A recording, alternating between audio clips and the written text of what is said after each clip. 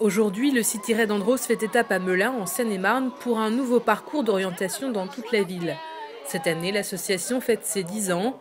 10 années passées à apprendre aux enfants de toute la France à devenir citoyens à travers le jeu. Et cette année, le maître mot est le respect. Plus que quelques minutes avant le top départ, chaque équipe élabore un plan d'action. On jette un coup d'œil sur la grille des questions. On repère sur la carte les points de passage obligés. D'abord, on commence par le conseil général. Et après, on y va à la préfecture. On fait tout ce qui est autour, en fait. C'est parti, 27 équipes en lice pour seulement 10 places pour la grande finale à Paris. Il faudra remporter les 16 étapes de cette course d'orientation pour faire partie des finalistes. Direction l'hôtel de police, car pour apprendre la citoyenneté, les enfants et leurs animateurs vont à la rencontre des institutions. Ici, on découvre notamment quelques notions sur la légitime défense. Alors c'est quoi la différence entre une légitime défense et justement la vengeance? Il vient avec un couteau vers moi, je peux le pousser. On trouve un casque à sa taille et en avant, un petit parcours à vélo pour apprendre les bases de la sécurité routière.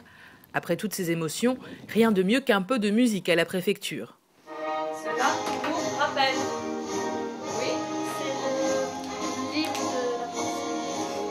de la absolument, bravo, c'est le livre de la République. Et les enfants sont incollables sur les symboles de la République. Comment s'appelle cette statue? Vous discutez entre vous? On continue le tour des institutions, le Conseil général, l'école des officiers de la gendarmerie nationale. Ici, pas de bruit, on se concentre pour viser la cible. Un exercice pas toujours facile qui demande beaucoup de précision. Il y avait des fusils, on devait viser les 5 cibles. Après, si on a réussi, ça s'allume en vert. Et alors, t'as eu combien de cibles, toi? 0.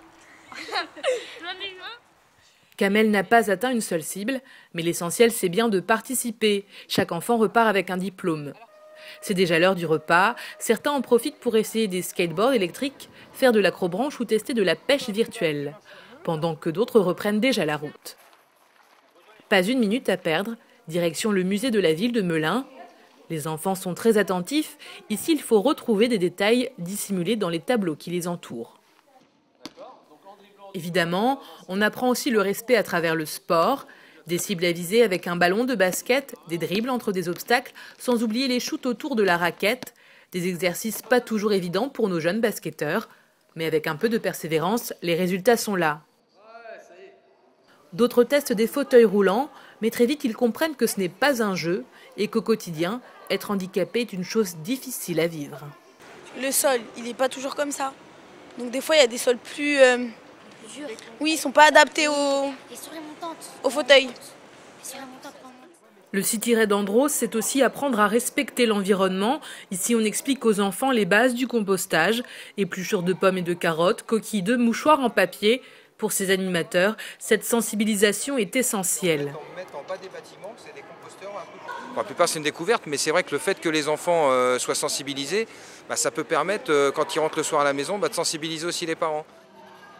16 h, c'est la fin du parcours. Les équipes regagnent l'hôtel de ville, mais la journée n'est pas encore finie. Les enfants attendent avec impatience les résultats. Pour les organisateurs, inutile de connaître les vainqueurs. Cette toute première édition à Melun est déjà une réussite, grâce à l'investissement de chacun. J'ai l'impression que vraiment, les retours que j'ai eus des encadrants de l'équipe, de chaque équipe, il y a vraiment il y a une osmose qui s'est faite dans chaque équipe. Ils se sont vraiment bien entendus, ils ont appris beaucoup de choses. Enfin, le moment de vérité, celui que tout le monde attendait. Les enfants retiennent leur souffle, certains visages se figent, puis c'est l'euphorie.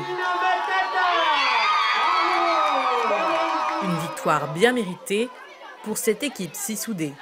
Pourquoi vous avez gagné? Parce qu'on était soudés et on était soudés. Faut toujours rester soudés. La solidarité, un bel exemple de citoyenneté, peut-être même la clé de la victoire de la grande finale. Pour le savoir, rendez-vous à Paris le 20 juin prochain au Stade Charletti.